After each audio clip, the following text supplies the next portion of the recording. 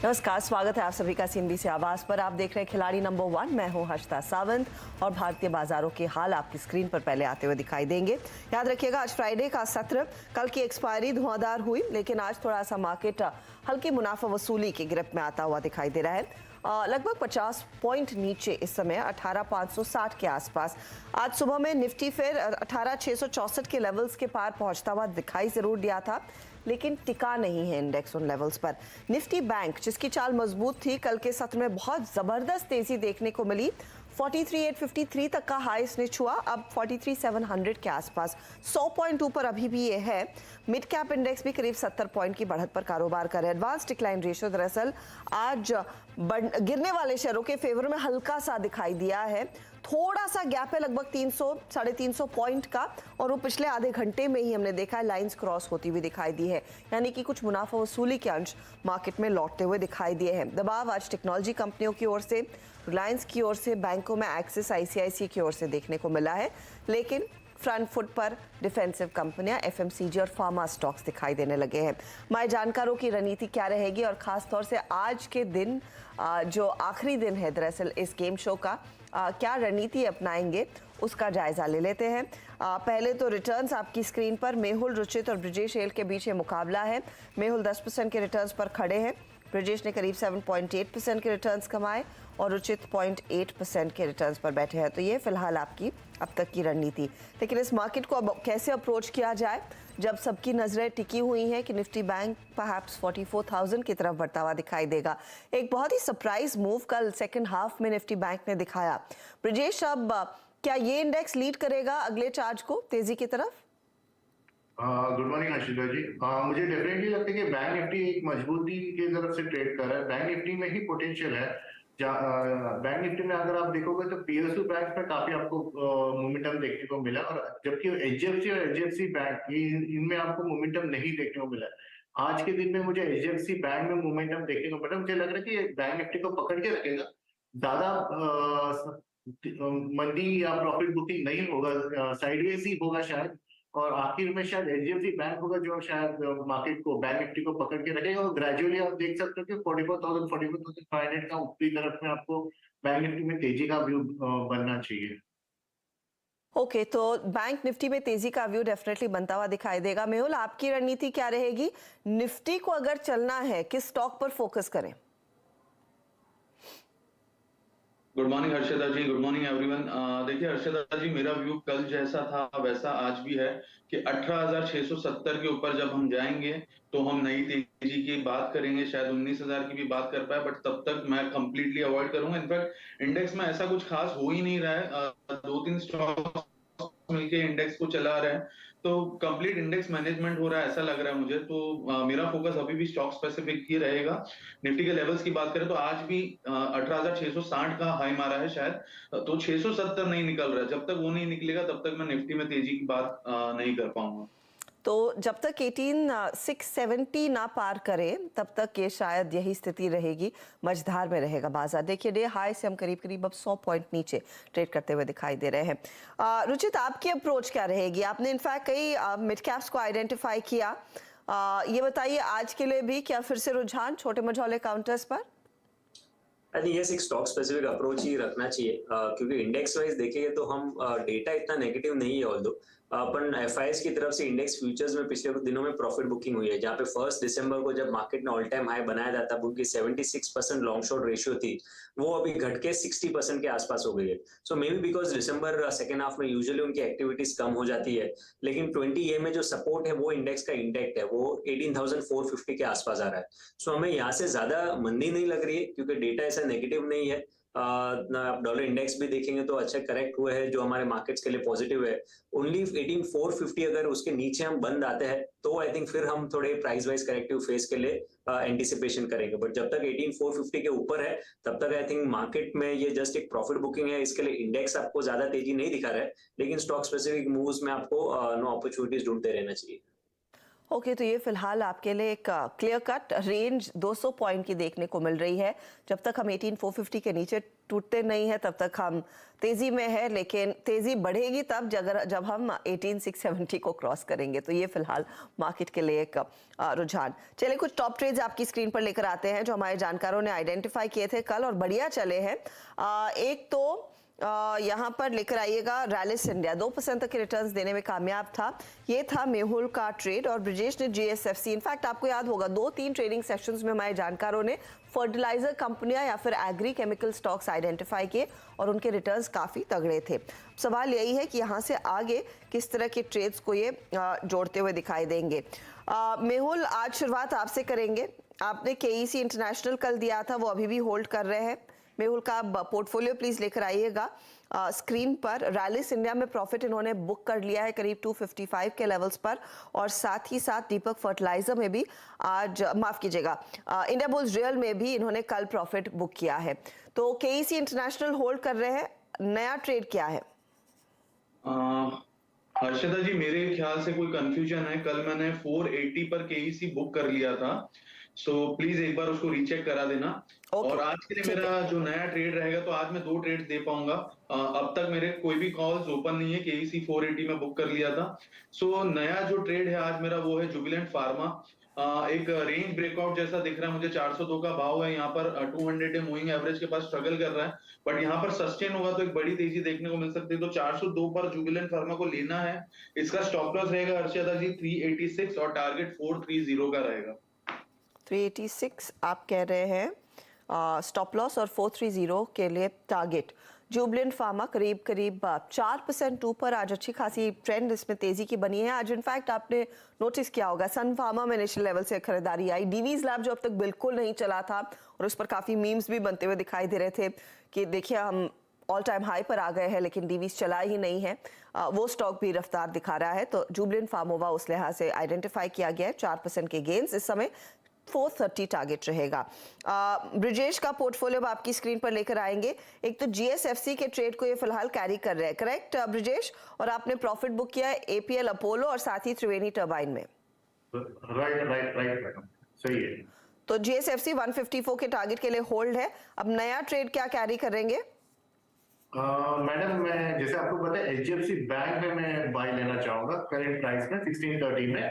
मेरा stop loss रहेगा 1597 और ऊपरी तरफ में टारगेट 1728 का है। ये टारगेट शायद आज के दिन में नहीं आएगा, लेकिन अगर मेरा व्यू जो बैंक निफ्टी में जो मैं तेजी का व्यू लेके चल रहा हूँ, तो उसको अगर परफॉर्म करना है तो एचडीएफसी बैंक उसमें कंट्रीब्यूट करेगा। तो ये हो सकता है आज नहीं मिले ये returns, but then next week तक मुझे लगता है कि एचडीएफसी बैंक में बड़ा रैली देखने को मिलना चाहिए।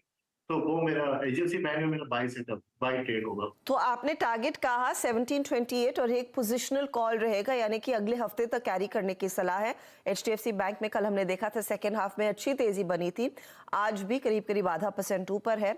स्टॉप लॉस 1597 का रखना है। ये है ब्रिजेश का फिलहाल ट्रेड आपके लिए इस समय। रुचित ने इनफैक्ट केएनआर कंस्ट्रक्शंस को होल्ड किया है और साथ ही साथ दीपक फर्टिलाइजर में आज सुबह में प्रॉफिट बुक किया और गुजरात अंबुजा में एग्जिट कर लिया है। रुचित, नया ट्रेड क्या जोड़ेंगे? जी, पहला ट्रेड अभी मैं जो जोड़ूंगा वो है गुजरात गैस। इनफैक्ट आज गैस स्टॉक्स में एक अच्छे मूवमेंट हमने मॉर्निंग के फर्स्ट हाफ में देखा था। गुजरात गैस काफी समय से कंसोलिडेशन या ट्रायंगल पैटर्न में था, जिसका ब्रेकआउट आज स्टॉक ने दिया है, वो भी अच्छे वॉल्यूम्स के साथ। सो करंटली 524 के आसपास है। यहाँ पे कंसोलिडेशन के बाद जो ब्रेकआउट आया तो रिस्क रिवॉर्ड रेशियो बहुत फेवरेबल है यहाँ पे लॉन्ग करने के लिए। 507 का स्टॉप लॉस और शॉर्ट टर्म के नजरिए 574 के टारगेट्स लेके चल सकते हैं। 574 के टारगेट के लिए एक मौका गुजरात गैस में। आज पीक तो दिखा था आज सुबह में, लेकिन क्या ये फिर से अपनी ट्रैजेक्टरी को मजबूत करता दिखाई देगा, उस पर नजरें होंगी। 1% ऊपर है, 574 का टारगेट और 507 का दरअसल आप स्टॉप लॉस लगाकर चले। लगे हाथ दूसरा ट्रेड है रुचित, या फिर सेकेंड हाफ में कुछ जोड़ेंगे? जी नहीं, दूसरा ट्रेड में जोड़ूंगा, बट वो एक मिड कैप स्पेस जो मोर शॉर्ट टर्म के नजरिए से ट्रेडर्स को देखने की सलाह रही, वो है सुप्रजीत इंजीनियरिंग। स्टॉक काफी समय से अपने वीकली 200 ईएमए के आसपास कंसोलिडेट कर रहा है और लास्ट 2-3 ट्रेडिंग सेशन से ग्रेजुअली अब वॉल्यूम्स ये स्टॉक में इंक्रीज होने लगे हैं। और यूजुअली हम देखते हैं जब लॉन्ग टर्म ट्रेंड पॉजिटिव होता है फिर से अच्छे वॉल्यूम्स आने लगते हैं तो स्टॉक में नेक्स्ट लेग ऑफ अपमूव की शुरुआत हो सकती है। सो करंटली 347 के आसपास है। यहाँ पे हम एक्सपेक्ट कर रहे हैं कि एक बार ये स्टॉक में फिर से अपट्रेंड का रिजम्पशन यहाँ से हो सकता है और रिस्क रिवॉर्ड रेशियो भी फेवरेबल है बाय करने के लिए। तो 347 के आसपास खरीदारी करें, 330 के स्टॉप लॉस रखें, 400 के आसपास के शॉर्ट टर्म टारगेट्स के लिए। 400 के शॉर्ट टर्म टारगेट के लिए सुप्रजीत इंजीनियरिंग, काफी दिनों बाद दरअसल स्टॉक का जिक्र हुआ है, लेकिन हाँ जब ये चलता है तो अच्छा खासा मोमेंटम दिखाता भी है। 1.5% ऊपर इस समय ट्रेड में। ब्रिजेश आपकी बारी। HDFC के साथ GSFC कैरी कर रहे हैं, नया क्या ऐड करेंगे?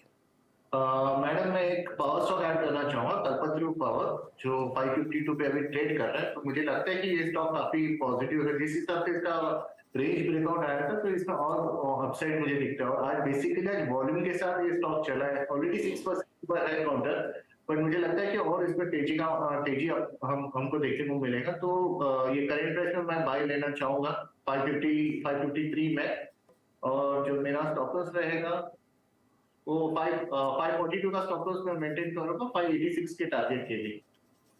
586 टारगेट, 542 स्टॉप लॉस है। कल्पतरू पावर 7% ऊपर आज के ट्रेड में दरअसल काउंटर ट्रेड नजर आ रहा है, तो मोमेंटम इधर भी बनता हुआ। मिड कैप में ऐसे कई आपको पॉकेट्स दिखाई देंगे जहां पर धीरे धीरे करके दरअसल तेजी साफ देखने को मिल रही है। मेहुल आपकी बारी। जुबलेंट फार्मोमा जोड़ा दूसरा ट्रेड। क्या कहूँ हर्षदा जी, फिर से रुचित ने मेरा ट्रेड लिया है। सुप्रजीत मेहुल मैं बताऊं, जेल में सुरंग है।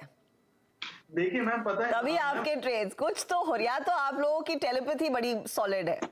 इसका रीजन है हम तीनों ही एक्स एंजलाइट्स है। हम तीनों ने ज्यादा समय एंजल में बिताया है, सेम स्कूल ऑफ थॉट से हम लोग। तो मेरा स्टॉक भी सुप्रजीत था, हालांकि 375 का मेरा टारगेट था। तो अभी के लिए मेरे पास दूसरा कोई और स्टॉक नहीं है हर्षिता जी, लेकिन मैं सेकंड हाफ में जरूर दूंगा कोई भी एक स्टॉक जो कि अभी भी बनता है मेरा देना। सो फर्स्ट स्टॉक मेरा जुबिलेंट फार्मा, सेकंड स्टॉक मैं बाद में सेकंड हाफ में दे दूंगा। ओके, तो सुप्रजीत फिर हाईजैक हो गया, लेकिन देखिए मैंने आपको थोड़ा सा बेनिफिट ऑफ द डाउट देने के लिए आज पहला ट्रेड पूछा था। अब वो सेकंड ट्रेड में आगे रुचित निकल गए, उसका मैं कुछ नहीं कर सकती, लेकिन आइदर वेज सुप्रजीत दोनों की पसंद थी। 400 का टारगेट, 330 का स्टॉप लॉस यहाँ पर आप लगा कर चले। दोपहर में एक और ट्रेड आएगा। चलिए एक काम करेंगे, ब्रेक लेते हैं। ब्रेक के बाद ऑफ कोर्स एक रिकैप करेंगे कि किस तरह का परफॉर्मेंस हमारे जानकारों के इन ट्रेड्स का बनता दिखाई दे रहा है, और साथ ही साथ एक स्टॉक जो फोकस में आज पेटीएम बायबैक पर कंपनी विचार कर रही है और बोर्ड बैठक होने वाली है 13 तारीख को। क्यों है एसेंशियल बायबैक और कितना बायबैक आ सकता है, क्या क्वांटम रहेगा, उस पर डिटेल्स आगे देख रहे। खिलाड़ी नंबर 1 CNBC आवाज पर। मार्केट में हमने देखा आज थोड़ी सी ऊपरी लेवल्स पर निफ्टी में मुनाफा वसूली देखने को मिल रही है, वरना निफ्टी बैंक और मिड कैप्स में अच्छी खासी तेजी। कुछ स्टॉक्स हैं जो आज ज्यादा लाइमलाइट में दिखाई दिए हैं। मंदी की तरफ टेक्नोलॉजी काउंटर्स, लेकिन तेजी की तरफ है पेटीएम। और यहाँ पर अगर आप गौर करें लगभग 4% तक का इजाफा इस समय बनता दिखाई दे रहा है। 531 के लेवल्स देखे जा रहे हैं। कंपनी एक बायबैक लाने की तैयारी कर रही है। क्या जरूरत पड़ी है इस बायबैक की, और साथ ही साथ बायबैक का क्वांटम क्या रह सकता है, क्या है ऑप्शंस कंपनी के हाथ। हमारे साथ यतिन जुड़ गए हैं इसी पर और डिटेल देने के लिए। यतिन बताइए। देखिए, पेटीएम ने येस्टरडे एक्सचेंजेस को इन्फॉर्म किया कि ट्यूसडे यानी दिसंबर की जो 13 तारीख है तभी एक बोर्ड बैठक होगी और ये बायबैक कंसिडर करेंगे। ऑब्वियसली बायबैक की क्वांटम और डिटेल्स जो है वो अगले हफ्ते आएंगी, लेकिन उसके पहले स्टॉक में लगभग 5% की तेजी है। कहीं ना कहीं ये बायबैक को ऐसे देख के जोड़ा जा रहा है कि ये शेयर प्राइस की गिरावट को कंट्रोल करने के लिए इनिशिएट किया गया, क्योंकि कंपनी ने ऐसा कोई कैश फ्लो कमाया नहीं है या ऐसा मुनाफा कमाया नहीं जिसके बलबूते पे ये बायबैक हो रहा है। बायबैक हो रहा है, बैलेंस शीट पे पहले से ही काफ़ी कैश है, और शायद ये स्टॉक प्राइस में जो आपको गिरावट दिख रही है, खास करके जो इशू प्राइस था 2150 रुपए का, उससे लगभग 75% लुढ़क गया है शेयर, और कहीं ना कहीं ये स्टॉक को सपोर्ट देने के लिए बायबैक इनिशिएट किया जा रहा है। 3 सिनेरियोज जो यूजुअली हम लोग देखते हैं बायबैक के समय, और कंपनी की जो फाइलिंग है उसके हिसाब से कंपनी का नेटवर्थ करीब 13,500 करोड़ रुपए का था Q2 के अंत में, और अगर उसी को बेसिस बनाया जाए तो 3 सिनेरियोज के तहत मैक्सिमम बायबैक के अमाउंट्स हमने कैलकुलेट किए हैं। सबसे पहले अगर कंपनी 25% ऑफ नेटवर्थ बाय करना चाहेगा जो आपकी स्क्रीन पे है, तो मैक्सिमम बायबैक साइज जो है वो लगभग 3400 करोड़ के आसपास की होगी टेंडर रूट के जरिए। हालांकि इसके लिए रेगुलेटरी अप्रूवल और शेयर होल्डर अप्रूवल जरूरी होगा, नंबर 1। नंबर 2, अगर ये शेयर को सपोर्ट करने के लिए बायबैक किया जा रहा है तो ओपन मार्केट का बायबैक बेटर रहेगा, क्योंकि यहां आपको शेयर को सपोर्ट करने के मौके ज्यादा मिलेंगे। अगर ओपन मार्केट का बायबैक हो तो 2000 करोड़ रुपए के आसपास का साइज हो सकता है, क्योंकि ये लगभग 15% ऑफ नेटवर्थ है और यहां भी आपको शेयर होल्डर अप्रूवल लेना पड़ेगा। लेकिन कंपनी के लिए सबसे वायबल ऑप्शन जो है वो तीसरा ऑप्शन है, और एनालिस्ट मानते हैं यही शायद कंपनी इसी लाइंस पे आपको बायबैक करती हुई दिखाई दे सकती है। ओपन मार्केट का बायबैक, लेकिन नेटवर्थ का केवल 10%, क्योंकि नेटवर्थ का अगर 10% होगा तो इसमें कोई शेयर होल्डर अप्रूवल या रेगुलेटरी अप्रूवल्स की झिकझिक नहीं होती, और कहीं ना कहीं सिंपलर रूट है। इसके जरिए लगभग 1350 करोड़ रुपए का मैक्सिमम बायबैक कंपनी इनिशिएट कर सकती है। तो अगर बोर्ड ने डिसाइड किया कि ओपन मार्केट का बायबैक करना है और जल्द से जल्द इनिशिएट करना है, तो शायद ये आखिरी ऑप्शन वायबल रह सकता है कंपनी के लिए। लेकिन ये सिनेरियो एनालिसिस है, जो औपचारिक कम्युनिकेशन कंपनी का आएगा या औपचारिक अनाउंसमेंट आएगा, उसके लिए आपको अगले हफ्ते तक वेट करना पड़ेगा। और यहाँ पर ये भी देखना होगा कि क्या प्रमोटर्स पार्टिसिपेट करेंगे या नहीं। और प्रमोटर में प्राइमरीली आप देखिए कौन है। विजय शेखर शर्मा के पास मिनिस्क्यूल स्टेक है, उसके बाद बाकी लोग अपना स्टेक बेचते हुए दिखाई दे रहे हैं। तो लेट्स सी क्या डिटेल्स निकल कर आते। लेकिन जैसे यतिन ने कहा, जो लास्ट ऑप्शन है यानी कि 1350 करोड़ का बायबैक, वो बिना किसी झिकझिक के होता हुआ दिखाई देगा, और वो स्टॉक आज करीब 22 रुपए की बढ़त पर ट्रेड करता हुआ दिखाई दे रहा है। ये है फिलहाल पेटीएम। अच्छा ब्रिजेश, पेटीएम के चार्ट पर आपकी हाल फिलहाल में नजर गई है क्या? टेक्निकली कैसे पॉइज्ड है? क्योंकि एक तरफा गिरावट के बाद इस स्टॉक को संभलते हमने बीच में देखा था, क्या फिर चलेगा?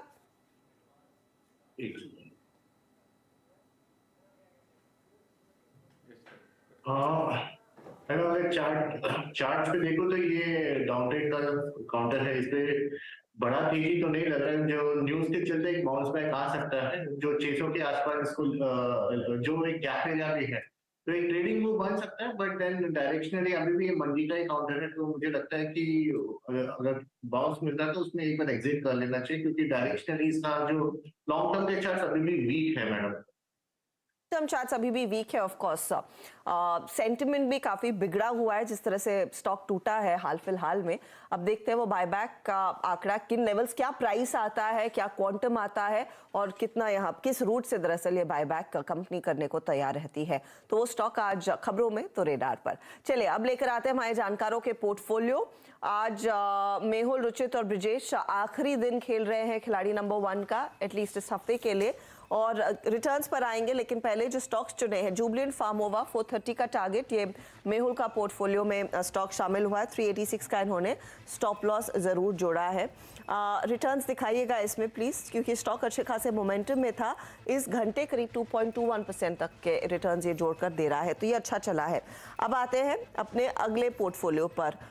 रुचित और केएनआर कंस्ट्रक्शन को कैरी किया, 306 का टारगेट, 258 स्टॉप लॉस है।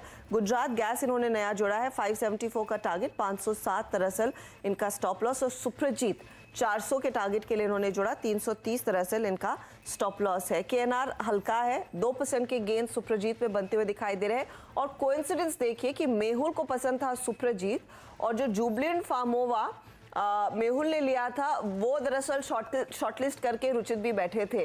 तो clearly great minds think like आप कह सकते हैं।